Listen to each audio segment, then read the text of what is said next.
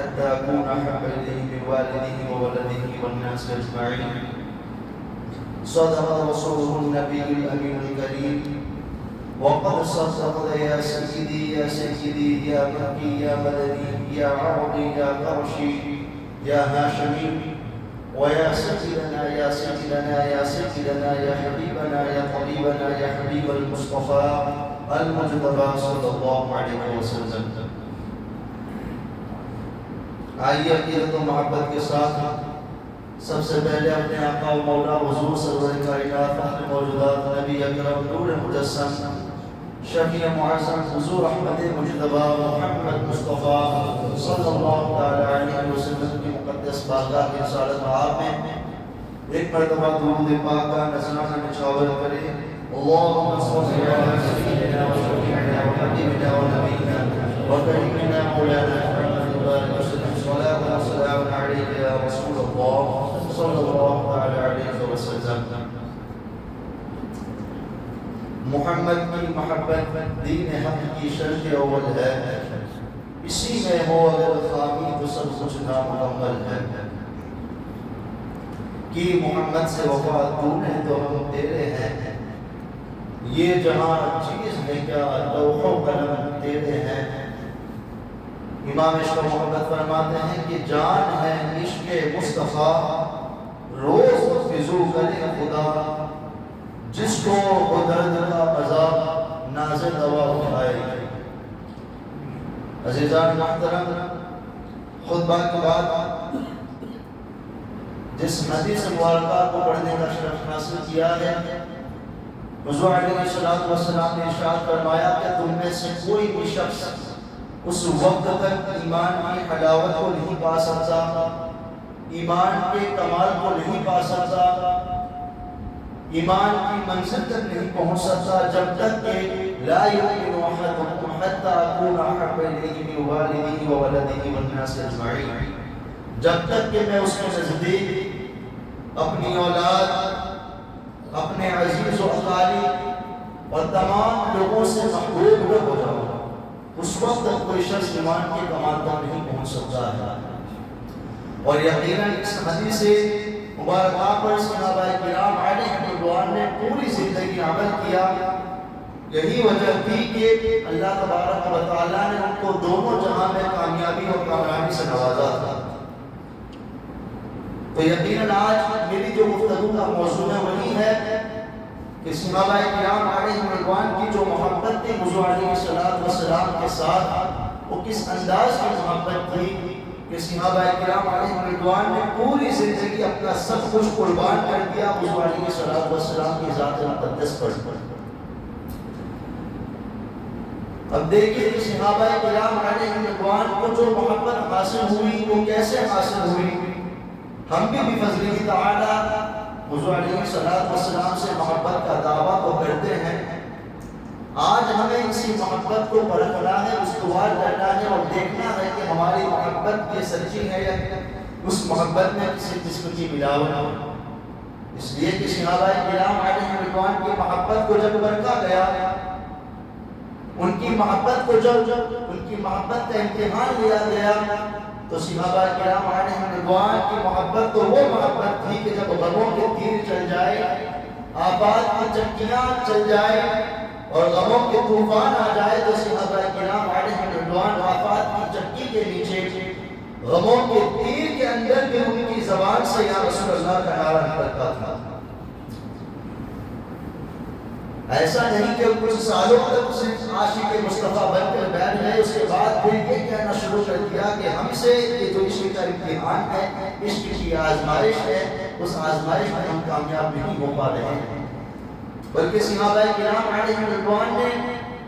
عملی طور پر یہ بتا دیا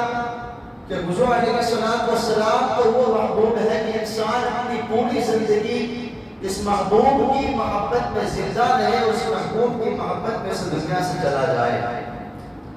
تو صحابہ کرام علیہ رضوان کی محبت یقیناً یہ سچی محبت تھی.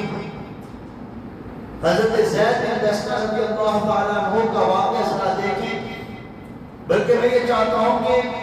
افضل البشر بعد الانبیاء ابن تحقیق سیدنا ابو بکر صدیق رضی اللہ تعالیٰ عنہ ہی سے ابتدا کی جائے کہ انہوں نے کس طریقے سے محبت رسول عشق مصطفیٰ کا جو اظہار کیا ہے کہ انہوں نے پوری زندگی حضور علیہ السلام پر قربان کر دیا۔ جب حضرت بلال رضی اللہ تعالیٰ عنہ کے بارے میں حضور علیہ السلام نے فرمایا کہ جو بھی بلال کو آزاد کر دے گا، خرید کر کے آزاد کر دے گا، اللہ تبارک و تعالیٰ اس کو جہنم سے آزاد کروا دے گا۔ تو اس وقت سیدنا ابو بکر صدیق تو اس مجلس میں موجود نہیں تھے، لیکن سیدنا ابو بکر صدیق کو جب اس حدیث پاک کا علم ہوا تو آپ حضور علیہ السلام کی بارگاہ میں حاضر ہوئے اور آپ نے بارگاہ نبوت میں عرض کیا، رسول اللہ کہ آپ نے یہ ارشاد فرمایا ہے کہ جو بلال کو آزاد کر دے گا تو اللہ تبارک و تعالیٰ اسے جہنم سے آزاد فرما دے گا۔ تو حضور علیہ السلام نے فرمایا کہ جی میں نے یقیناً ارشاد فرمایا ہے۔ تو اس وقت آپ دیکھیں کہ حضور نے فرمایا کہ ابو بکر اگر تم بلال کو آزاد کرو تو اکیلے جو ہے اس کو خریدنا مت، بلکہ مجھے بھی خریدنے میں شامل فرما لینا، ہم دونوں مل کر کے بلال کو آزاد کر دیں گے۔ تو اس وقت سیدنا ابو بکر صدیق کی اکیلے ہی تنہائی بلال کے آقا کے پاس چلے گئے اور حضرت ابو بکر صدیق نے منہ مانگ کے قیمت دی اور حضرت بلال کو خرید لیا۔ لیکن اس وقت حضرت بلال کے آقا نے یہ کہا کہ ابو بکر ویسے تو تم سمجھدار رہتے ہو، لیکن یہاں پر تم نے سودا کرتے ہوئے بڑا خسارہ اٹھایا ہے۔ یہ کالی چمڑی کا جو غلام ہے معاذ اللہ سے کہا کہ یہ تمہارے کیا کام آئے گا، یہ تو کان چور۔ لیکن اس وقت سیدنا ابو بکر صدیق کا جو جواب تھا، ذرا ایمان اپنا تازہ کرے، سیدنا ابو بکر صدیق نے کہا کہ اس غلام کو تو میں نے اپنے لیے خریدا ہی نہیں، اس غلام کو تو میں نے اپنے لیے خریدا ہی نہیں، تم بلال کی چمڑی دیکھ رہے ہو، میں بلال کا دل دیکھ رہا ہوں، اس لیے کہ اس دل میں میرا یار بستا ہے۔ اگر ابو قحافہ کے بیٹے ابو بکر کو اگر پوری جو ہے کائنات کی سلطنت بیچ کر کے اگر بلال کو خریدنا ہوتا تو یہ ابو قحافہ کا بیٹا اپنی تمام ملکیت کو بیچ کر کے بلال کو خرید لیتا۔ جب حضرت ابو بکر صدیق حضرت بلال کو بارگاہ نبوت میں لے جاتے ہیں تو کہتے ہیں یا رسول اللہ میں نے آزاد کر دیا۔ تو حضور نے کہا کہ میں نے یہ کہا تھا کہ ابو بکر جب تم بلال کو خریدو تو اکیلے مت خریدنا، تنہا مت خریدنا، بلکہ مجھے بھی شامل فرما لینا۔ تو اس وقت سیدنا ابو بکر صدیق نے یقیناً جو اپنی محبت کا اظہار کیا ہے، ذرا دیکھیں سیدنا ابو بکر صدیق نے کہا اگر آج کا کوئی اگر جس کے دل میں یقیناً حضور علیہ السلام کی بے ادبی اور گستاخی کر جاتے ہیں ہوتا تو کفر کا فتویٰ بھی لگا سکتا تھا، لیکن اس وقت سیدنا ابو بکر صدیق نے کہا بلکہ عرض کی یا رسول اللہ صلی اللہ علیہ وسلم، آقا ابو قحافہ کے بیٹے ابو بکر کا اس دنیا میں ہے ہی نہیں، آقا ابو بکر کا جو بھی ہے آقا وہ تو آپ کا ہے، جس طریقے سے بلال بھی آپ کا غلام ہے یہ ابو بکر بھی آپ کا غلام ہے، اور جو غلام کا مال ہوتا ہے وہ تو آقا کا ہوتا ہے، یا رسول اللہ میرا تو کچھ ہے ہی نہیں۔ تو سیدنا ابو بکر صدیق نے یہ جو اظہار محبت کی بارگاہ نبوت میں یقیناً یہ اسی حدیث مبارکہ کی سمجھے کہ اس کا اصلاح ہے قُلْ إِن كُنتُمْ تُحِبُّونَ اللَّهَ فَاتَّبِعُونِي يُحْبِبْكُمُ اللَّهُ۔ اب صحابہ کرام علیہم رضوان کی پوری زندگی کو دیکھیں، حضرت زید بن دسنہ رضی اللہ تعالی عنہ یہ حضور علیہ السلام کے بڑے ہی معزز صحابی ہیں، یہ مکہ المکرمہ میں موجود تھے اور حضور علیہ السلام کی مدینہ منورہ تشریف لے جا چکے تھے، اور یہ اس وقت کا واقعہ ہے جب ابو سفیان نے جو اسلام قبول نہیں کیا تھا تو اس وقت ایمان لانے کی وجہ سے حضرت زید بن دسنہ کو گرفتار کر لیا گیا اور حرم کعبہ سے باہر لے جا کر کے ان کی گردن پر ننگی تلوار رکھ دی گئی۔ ابو سفیان چونکہ ابھی ایمان نہیں لائے تھے، ابو سفیان نے حضرت زید بن دسنہ سے کہا کہ زید تو میں اس رب کی قسم جس کی توحید کا تم اقرار کرتے ہو، میں تمہیں جو پوچھتا ہوں، جو سوال کرتا ہوں، اس کا صحیح جواب دینا۔ اب ذرا دیکھیں تو صحیح کہ وہ ماحول کیسا تبش آمیز ماحول ہوگا کہ تمام کفار کے درمیان حضرت زید بن دسنا نے، تمام کفار کی آنکھیں حضرت زید بن دسنا کو گھور رہی ہیں، بظاہر وہاں پر حضرت زید کا کوئی اقرامی، کوئی مددگار موجود نہیں ہے، بلکہ تمام کے تمام جو آپ کے مخالف ہیں، آپ کے دشمن ہیں۔ تو ابو سفیان نے کہا کہ زید، میری تو تم سے کوئی دشمنی ہے نہیں، بلکہ بات اس اتنی سی ہے کہ تم نے اس شخص کو اپنا محبوب بنا لیا ہے جو ہمارا دشمن ہے، ورنہ میری تو تمہارے ساتھ کوئی عداوت ہے ہی نہیں۔ میں تم سے جو سوال کرتا ہوں اس کا تم صحیح جواب دینا۔ ابو سفیان نے کہا کہ اتحب ان محمدا عندنا مکانک یضرب عنقه وانت فی اہلک۔ کہا کہ زید، تمہارے آقا جو ہے، تمہارے محبوب جو ہے، وہ تو مدینہ المنورہ میں جلوہ کرتے ہیں، مدینہ میں موجود ہیں، اور تم تو یہاں مکہ میں ہو۔ کیا تم اس بات کو پسند کرتے ہو تمہاری جگہ تمہارے جو محبوب ہیں، تمہارے جو نبی ہیں، وہ ہماری قید میں ہوتے ہیں اور ان کی گردن پر ہماری تلواریں ہوتی؟ یا تم پھر یہ پسند کرتے ہو کہ تم اپنے اہل و عیال کے ساتھ اطمینان کے ساتھ زندگی بسر کرتے، ان کے ساتھ تم خوش رہتے؟ اب سمجھیں کہ عجیب جو ہے کشمکش کا عالم تھا، حضرت زید کے لیے کیا جواب دیتے؟ لیکن ذرا دیکھیں، ایمان تازہ کریں، حضرت زید رضی اللہ تعالی عنہ پر میرے والدین قربان، وہ پیکر کا وفا، یقیناً وہ وفا کے ہمالے پر یقیناً وہ بڑے پرچم۔ ان کا جواب کیا تھا؟ ان کا جواب یہ تھا کہ اے ابو سفیان، تم نے تو بڑی دور کی بات کر دی، تم نے تو بڑی دور کی بات کر دی، تم تو یہ کہتے ہو کہ تمہارے آقا کی گردن پر، جو ہمارے آقا کی گردن پر تمہاری تلواریں ہو اور میں اپنے اہل و عیال کے ساتھ خوش رہوں۔ خدا کی قسم، واللہ ما احب، میں ہرگز یہ پسند نہیں کرتا ہوں۔ تم نے تو بڑی دور کی بات کر دی ہے، اگر میرے آقا کے پاؤں میں اگر معمولی سا اگر کانٹا بھی چبھ جائے تو میں یہ بھی برداشت نہیں کر سکتا ہوں۔ تم نے تو یہ بات کی ہے کہ میرے آقا کی گردن پہ تمہاری تلواریں ہو اور میں اپنے اہل و عیال میں خوش رہوں، اگر میرے آقا کے پیر میں معمولی اگر کانٹا بھی چبھ جائے تو اس وقت بھی میں برداشت نہیں کر سکتا ہوں۔ اب یہ محبت بھرا انداز جب ابو سفیان نے دیکھا، ابو سفیان نے جو جواب دیا، اب ذرا دیکھیں، ابو سفیان نے کہا کہ میں نے بڑے بڑے عاشقوں کو دیکھا ہے، میں نے بڑے بڑے مطلوبوں کے طالبوں کو دیکھا ہے، میں نے بڑے بڑے محبوبوں کے محبوں کو دیکھا ہے، لیکن خدا کی قسم کھاتی کہتا ہوں، خدا کی توحید کا اقرار تو وہ بھی کرتے تھے،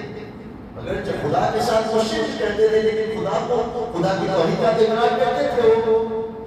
انہوں نے کہا کہ میں نے بڑے بڑے عاشقوں کو دیکھا، بڑے بڑے محبوبوں کے محبوں کو دیکھا، لیکن میں نے کوئی ایسا محبوب یا محب نہیں دیکھا جیسا کہ محبت کا انداز محمد صلی اللہ علیہ وسلم کے عاشقوں کا ہے، حضور کے ساتھ محبت کا۔ میں نے زندگی میں جو ہے ایسی محبت نہیں دیکھی۔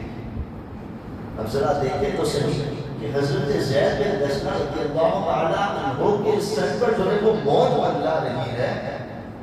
اور کفار کی آنکھیں ان کو گھور رہی ہیں۔ حضرت زید بن دسنا نے ایک پل کے لیے بھی یہ نہیں سوچا کہ ٹھیک ہے میرے آقا تو مکہ میں موجود ہے اور جو ہے میرے آقا تو مدینہ میں موجود ہے، میں مکہ میں موجود ہوں، تو کچھ دیر کے لیے محبت کی کچیری سے بہت اور کر جاتا ہوں، ٹھیک ہے اپنی جان بچانے کے لیے اپنی طور پر میں یہ کہہ دیتا ہوں جو ابو سفیان مجھ سے کہلانا چاہتا ہے۔ لیکن حضرت زید بن دسنا گویا یہ کہہ رہے ہیں تمام لوگوں کے بیچ میں، تمام تلواروں کے بیچ میں، چمکتی ہوئی تلواروں کے بیچ میں حضرت زید بن اسما کہتے ہیں کہ افسوس تو اس بات کا ہے کہ میرے پاس ایک جان ہے، اگر 1000 جانیں بھی اگر اللہ تبارک و تعالیٰ مجھے عطا کرتا تو ایک ایک کر کے میں حضور کی محبت میں قربان کر دیتا۔ کیا محبت کا انداز تھا صحابہ کرام کا۔ جب جنگ بدر کے وقت حضور علیہ السلام نے تمام انصار کو، تمام مہاجرین کو جب جمع کیا اور کہا کہ میں نے جنگ جو ہے وہ دروازے پر دستک دے رہی ہے، جنگ یہ دروازے پر دستک دے رہی ہے، میں نے تمہیں جو ہے تمہارا مشورہ طلب کرنے کے لیے تم لوگوں کو بلایا ہے۔ اب چونکہ یہ عہد کیا گیا تھا، یہ معاہدہ کیا گیا تھا کہ جب بھی مدینہ المنورہ کے اندر جنگ ہوگی تو اس وقت انصار جو ہے وہ مہاجرین کے ساتھ مل کر کے دفاع کریں گے، لیکن اگر مدینہ سے باہر اگر جنگ ہوگی تو انصار پر یہ لازم نہیں ہے کہ وہ مہاجرین کے ساتھ جنگ کریں۔ جب حضور علیہ السلام نے یہ بات کی مشورہ طلب کرنے کے لیے تم لوگوں کو بلایا تو اس وقت انصار یہ سمجھ گئے کہ کیوں بلایا گیا ہے۔ تو حضرت سعد بن عبادہ رضی اللہ تعالیٰ عنہ کھڑے ہوئے، وہ منظر بھی کیسا منظر ہوگا ذرا سوچئے تو صحیح۔ کھجور کے تنوں کی مسجد نبوی کی چھت اور منبر پر آقا کریم صلی اللہ علیہ وسلم جو ہے وہ جلوگر ہیں، سامنے حضور کی بلبلیں موجود ہیں، بارگاہ نبوت کے تو پھول موجود ہیں کہ جن کی خوشبو سے تمام جو چیزیں ہیں وہ معطر ہیں۔ حضرت سعد بن عبادہ نے کہا کہ یا رسول اللہ صلی اللہ علیہ وسلم، آقا ہم وہ نہیں کہیں گے جو موسیٰ کی قوم نے موسیٰ سے کہا تھا، ہم یہ بات نہیں کہیں گے۔ جب اللہ تبارک و تعالیٰ نے حضرت موسیٰ علیہ السلام کی قوم کو جب اپنے وقت کے پیغمبر حضرت موسیٰ کے ساتھ جب جہاد فی سبیل اللہ کا حکم دیا، اس وقت حضرت موسیٰ کی قوم نے کیا جواب دیا تھا؟ کیا جواب دیا تھا ذرا دیکھیں یہ قوم کیسی قوم نے کہا کہ موسیٰ تم اور تمہارا رب جا کے جو ہے جہاد کرو، ہم یہاں بیٹھ کے جو ہے وہ تماشا دیکھتے ہیں۔ ایسی قوم تھی۔ تو انصار نے کہا، حضرت سعد بن عبادہ نے کہا کہ یا رسول اللہ ہم وہ نہیں کہیں گے جو موسیٰ کی قوم نے موسیٰ سے کہا تھا، بلکہ ہم نے آپ کے ساتھ جو بیعت کی ہے وہ تو خون کی بیعت کی ہے، ہمارا جو معاملہ آپ کے ساتھ طے پایا ہے وہ تو موت و حیات کا معاملہ طے پایا ہے۔ یا رسول اللہ اگر آپ ہمیں اگر حکم دیں گے کہ سمندروں میں کود پڑو تو ہم بغیر غور و فکر کیے ہوئے سمندروں میں کود پڑیں گے، اپنی سواریوں کے سمیت ہم سمندروں میں کود پڑیں گے۔ اور اگر آپ نے ہمیں یہ حکم دیا کہ تم جو ہے بلکہ رمال بلکہ رمال کہتے زمین کا آخری حصہ، دنیا کا آخری حصہ، تم اگر آپ ہمیں اگر حکم دیں گے کہ تم بلکہ رمال تک پہنچ جاؤ تو یا رسول اللہ ہم آپ کے حکم کی تعمیل کرتے ہوئے دنیا کے آخری حصے تک جو ہے ہم آپ کی محبت کے جھنڈے گاڑے گاڑے، صرف حجاز ہی نہیں یا رسول اللہ بلکہ پورے عالم میں دنیا کے آخری حصے تک، زمین کے آخری حصے تک ہم پرچم مصطفی صلی اللہ علیہ وسلم لے کر اللہ تبارک و تعالیٰ کا خوف اپنے دل میں بسا کر آپ کی محبت ہمارے دل میں لیے ہوئے ہم آپ کی محبت کو جو ہے پوری دنیا میں آپ کی محبت کا غلبہ کر کے لوٹیں گے۔ یا رسول اللہ صلی اللہ علیہ وسلم ہم آپ پر اپنا سب کچھ قربان کر دیں گے۔ یعنی یہ ایسی بات نہیں تھی کہ جو صحابہ نے جو ہے جذبات میں کہتی ہوں، بلکہ جب محبت کے مفتی سے پوچھا گیا اس وقت کے جواب میں، یعنی دل کے محرابوں کے اندر جو مفتی بیٹھا ہے جب اس سے پوچھا گیا تو اس وقت یہ جواب ملا کہ یا رسول اللہ اگر ضرورت پڑے گی تو ہم اپنے لہو کے تیل سے آپ کی محبت کا چراغ جلائیں گے۔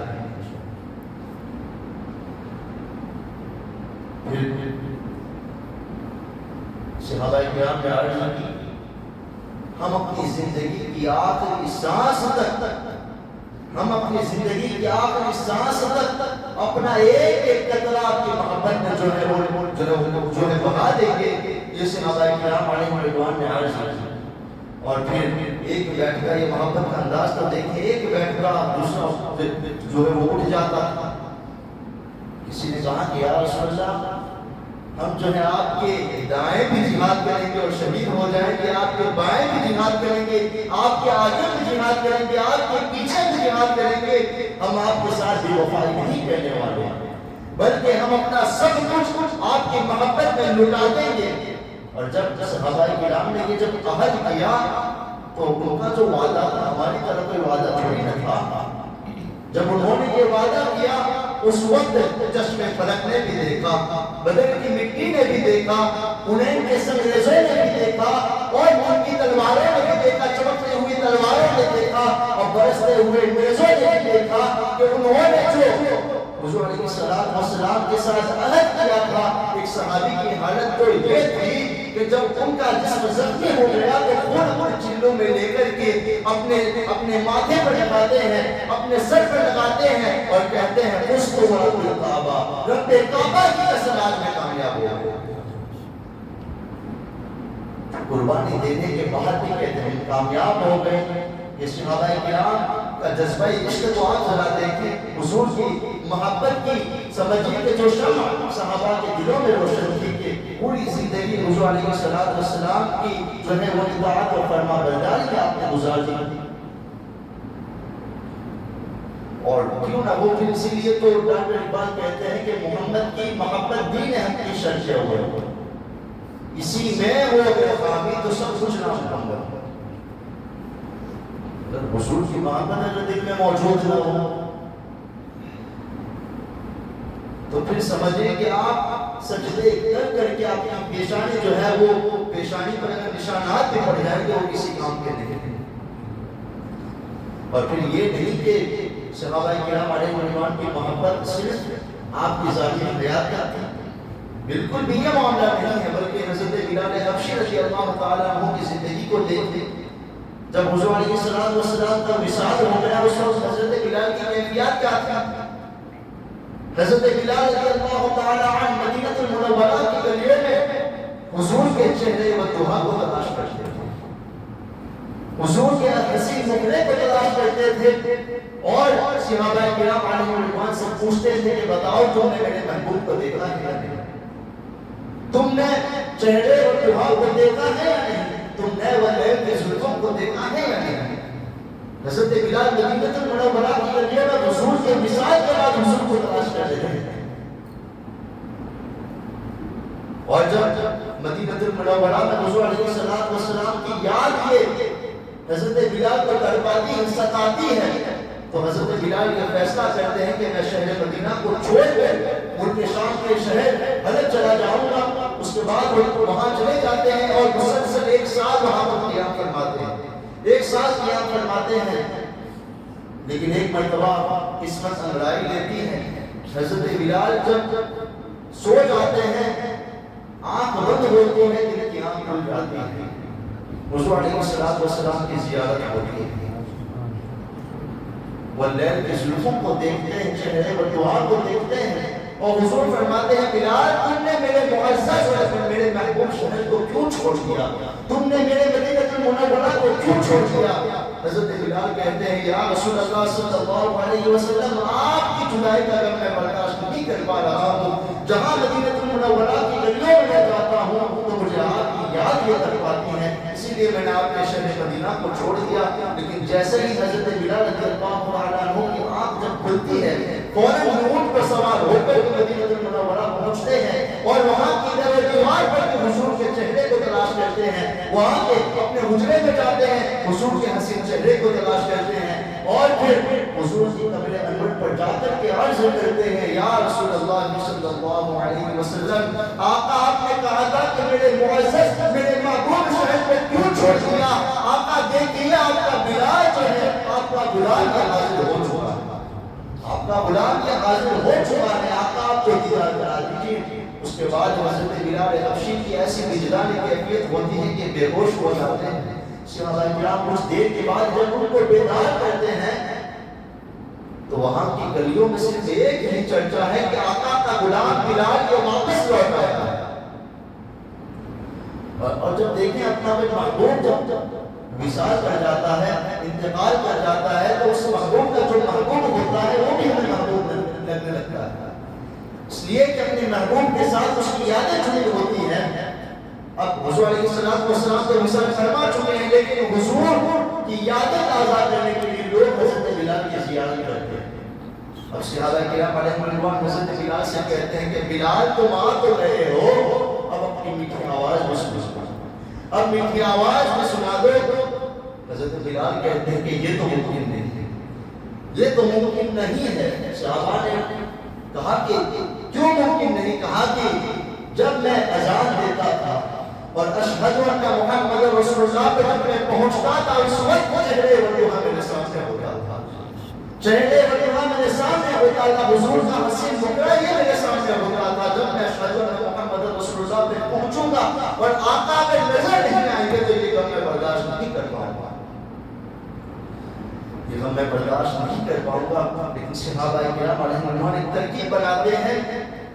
وہ کہتے ہیں کہ بلال ہماری بات تو نہیں مانے گا، لیکن ان کی بات ضرور مانے گا جن کو میرے آقا نے اپنے دوست مبارک میں دکھایا ہے۔ یعنی حسنین کریمین کی بات کر رہے تھے کہ ان کی بات ضرور مانیں گے۔ صحابہ کرام حسنین کریمین کو اپنے گھر سے لے کر کے آتے ہیں، حضرت امام حسین آتے ہیں، حضرت بلال حبشی کا ہاتھ پکڑ کے کہتے ہیں کہ بلال وہ اذان سنا دے جو میرے نانا کے دور میں جو ہے وہ کہا کرتے تھے، پڑھا کرتے تھے، اس لیے کہ مجھے میرے نانا کی یاد یہ ستاتی ہے تو یاد یہ تازہ ہو جائے۔ حضرت بلال کہتے ہیں کہ تمہاری بات کو تو میں کیسے ٹال سکتا ہوں، تمہاری بات کو میں کیسے رد کر سکتا ہوں، اس لیے کہ حضور نے فرمایا کہ جو حسنین کریمین سے محبت کرتا ہے وہ مجھ سے محبت کرتا ہے، جو ان کے ساتھ دشمنی رکھتا ہے گویا وہ میرے ساتھ دشمنی رکھتا ہے۔ تو کہا کہ میں تمہاری بات کو لوٹا نہیں سکتا، بتاؤ میں کہاں پر اذان دوں؟ انگلی پکڑتے ہیں، مسجد نبی شریف میں لے جاتے ہیں اور کہتے ہیں کہ یہاں پر اذان دیں۔ حضرت بلال حبشی اذان دینا شروع کرتے ہیں، اذان دینا شروع کرتے ہیں، اللہ اکبر اللہ اکبر اللہ اکبر اللہ اکبر، اشہد ان لا الہ الا اللہ اشہد ان لا الہ الا اللہ۔ مدینہ المنورہ کی گلیوں میں حضرت بلال کی اذان یہ گونج رہی ہے کہ مدت کے بعد جب سے حضور علیہ السلام کا وصال ہو چکا تھا، کسی نے حضرت بلال کی اذان نہیں سنی تھی، لیکن آج عورتیں بھی اپنے گھر سے باہر نکل گئی، آج نوجوان بھی اپنے گھروں سے باہر نکل گئے، بوڑھے بچے تمام اپنے گھروں سے باہر نکل گئے، اس لیے کہ بلال کی اذان یہ آقا کی یاد دلاتی ہے۔ اور بچے اپنی ماں سے کہتے ہیں کہ آقا کا غلام تو آ گیا ہے، بتاؤ آقا کب تشریف لائیں گے، آقا کب تشریف لائیں گے۔ اس کے بعد پھر حضرت بلال اشہد ان محمد رسول اللہ پہ جب پہنچتے ہیں اور دیکھتے ہیں آقا کے حسین چہرے کو نہیں پاتے ہیں، دیکھتے ہیں کہ چہرے وجوہ یہ نظر نہیں آتا، تو حضرت بلال اس لفظ کو برداشت نہیں کر پاتے ہیں اور بے ہوش ہو کر کے گر پڑتے ہیں۔ اس کے بعد حضرت بلال مدینہ المنورہ چھوڑ دیتے ہیں، اس لیے کہ مدینہ میں رہنا حضرت بلال کے لیے ممکن نہیں تھا۔ اب ذرا دیکھیں تو صحیح کہ صحابہ کرام علیہم رضوان حضور کے وصال کے بعد بھی حضور سے کیسی محبت فرماتے تھے۔ آج یقیناً ہمارا حال یہ ہے کہ حضور سے محبت کا دعویٰ ہے، لیکن اس محبت کو ہم کبھی عملی جامہ پہنانے کے لیے تیار نہیں ہیں۔ اگر حضور کے عشق کو اگر ہم نے عملی جامہ پہنایا ہوتا تو فجر میں کہتا ہوں، بار بار کہتا ہوں، یہ سب خالی نظر نہ آتا۔ اللہ تعالیٰ نے فرمایا قُلْ إِن كُنتُمْ تُحِبُّونَ اللَّهَ فَاتَّبِعُونِي يُحْبِبْكُمُ اللَّهُ۔ اگر تم اللہ سے محبت کرنا چاہتے ہو تو حضور کیا فرماتے ہیں کہ میری اتباع کرو، اللہ تعالیٰ تمہیں اپنا محبوب بنائے گا۔ تو حضور کی اتباع تو آپ ذرا دیکھیں، ہم ان کے لیے کم از کم مسجد میں آنے کے لیے تیار نہیں ہیں۔ آج مجھے بتائیے کہ کون آپ کے لیے، آپ کو جنگ کے لیے مدعو کرتا ہے کہ آپ جو ہے وہ اسلام کی اشاعت کے لیے، اسلام کی تبلیغ کے لیے آپ جو ہے تلوار لے کر کے جہاد کریں؟ کون یہ کہتا ہے؟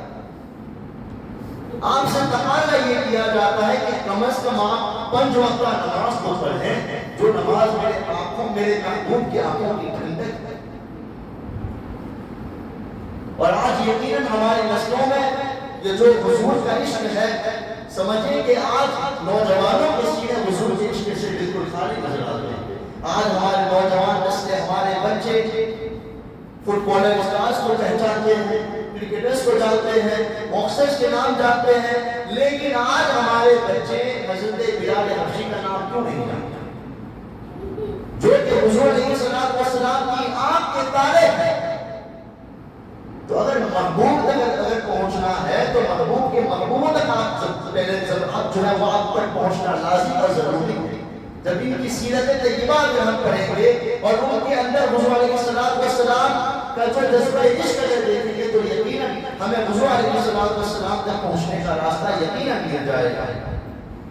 اسی لیے اقبال نے کہا ہے کہ کی محمد سے وفا کیوں نے تو ہم تیرے ہیں، یہ جہاں چیز ہے کیا لوگوں قلم تیرے ہیں۔ اللہ تبارک و تعالیٰ کی بارگاہ میں دعا ہے کہ اللہ تبارک و تعالیٰ ہم تمام کے دلوں کو عشق رسول صلی اللہ علیہ وسلم سے منور و مجلا کر دے، اور حضور علیہ السلام کے بتائے ہوئے احکام اور ان کے فرامین پر ہم تمام کو عمل پیرا فرمائیں، اور قرآن و حدیث کی ہم تمام کو صحیح سمجھ اور فہم عطا فرمائیں، اور اللہ تعالیٰ ہم تمام کو دونوں جہاں میں کامیابی و کامیابی سے سرفراز فرمائیں۔ دوران بیان اگر کسی قسم کی خطا لفظش واقع ہوئی اللہ تبارک و تعالیٰ اپنے حبیب کے صدقے میں اپنے فضل و کرم سے اللہ تعالیٰ ان تمام غلطیوں کو متعین و معاف فرمائیں۔ وما علیہ الا البلاغ۔ السلام علیکم و رحمۃ اللہ تعالیٰ۔